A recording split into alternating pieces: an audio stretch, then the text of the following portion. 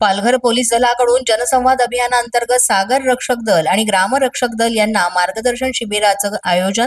पालघर जिल्ह्याला एकूण 85 किलोमीटर लांबीचा सागर किनारा लाभलेला आहे आणि 196.1 किलोमीटर लांबीचा खाडी किनारा लाभलाय।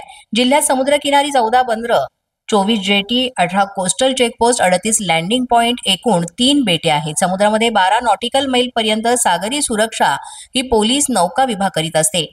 12 ते 200 नॉटिकल मैल सुरक्षा ही तटरक्षक दल करत असतो आणि 200 नॉटिकल मैलच्या पुढे नौदल विभाग सुरक्षा करीत असतो।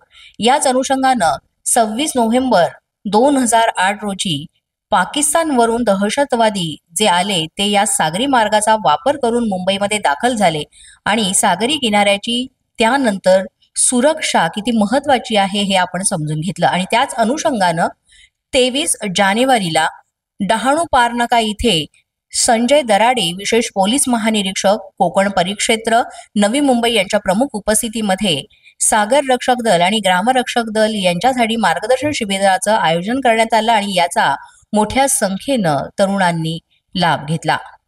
अशाच नवनवीन व्हिडिओसाठी पोलीस माझा न्यूजचं यूट्यूब चॅनल सबस्क्राईब करा। तसंच आमचं फेसबुक, इंस्टाग्राम आणि ट्विटर अकाउंट फॉलो करा।